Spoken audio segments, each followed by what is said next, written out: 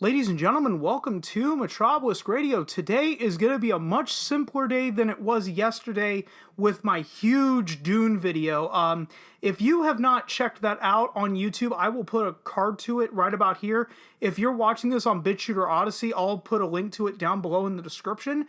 But we're gonna look at this article today. Disney Plus could have ads someday, says Disney CEO.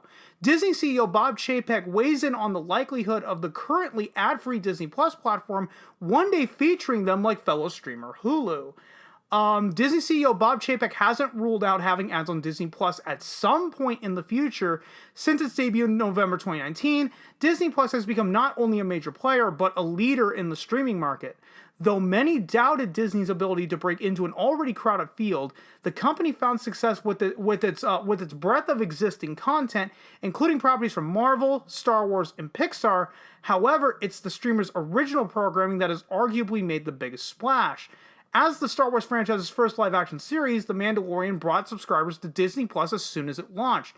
Season 2 lured back those people who may have stopped using the service temporarily, and the show's upcoming spin-offs, The Book of Boba Fett and Ahsoka, will likely have a similar effect. I don't really know, given the public firing of Gina Carano not that long ago. That did piss a lot of people off.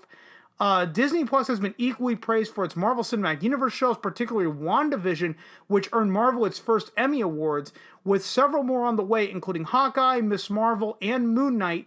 Disney Plus won't suffer from a lack of content anytime soon.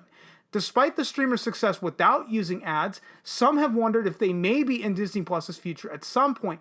Chapek addressed this during a virtual Q&A at the Goldman Sachs 30th Annual Communicopia Conference via What's on Disney Plus.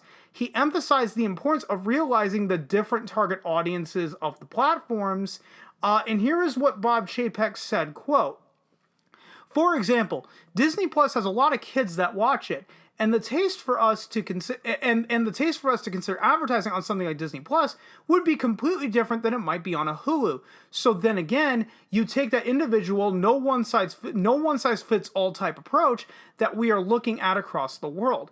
And you say, where do we have that opportunity? Where do we not have that opportunity? And then how does that change over time as we look at combining things or keeping things separate a la carte?" And so all of this is malleable. Again, it's soft clay right now, and we are very pleased with what we are seeing with addressable advertising on Hulu. And I would say that does lead us to think to think big thoughts around what could happen in other markets across the world. Certainly it does. But for right now, again, really happy with sort of the a la carte mode that we have with this bundling opportunity and keeping things the way they are. But that doesn't say that in the future we might not look at different opportunities for an increased level of addressable advertising across our platforms. End quote. Chapek makes a good point about the number of kids who watch Disney Plus versus Hulu. Though Disney Plus includes some content geared more toward adults, it prides itself on being a largely family-friendly platform, taking great pains to stay that way. In contrast, Hulu includes some incredibly dark shows and movies such as The Handmaid's Tale. With ads having far more of an effect on adults than children, it makes sense to keep them on Hulu for the time being, especially since Disney Plus has been a success without them. However, it's also worth noting that Disney Plus already has a way to bring in revenue in addition to subscriber fees, Premier Access. Though the particular feature has been controversial due to the Black Widow lawsuit and success of Shang-Chi, which earned an initial straight theatrical release, there's no doubt Premier Access is another way for Disney Plus to make money. This could help Disney Plus stay ad-free for quite a while, though it sounds like Chapek isn't ruling anything out. Now, how do I feel about ads on Disney Plus? Personally, I wouldn't mind them if and only if the ad-supported Disney Plus is completely free and there's no penalty for using the ad-supported service. I mean, look at the success of Pluto TV and Tubi. If Pluto TV was truly a failure, why is Viacom CBS continuing to keep it running? Are they doing it out of the kindness of their hearts? No, they're keeping it running because it's incredibly successful. Same with Tubi TV. I believe that's owned by the Murdochs. So again, could Disney Plus have ads someday? Yes, but the only question is going to be, are they going to take the Hulu approach where it's, $5.99 a month and you still have to sit through ads?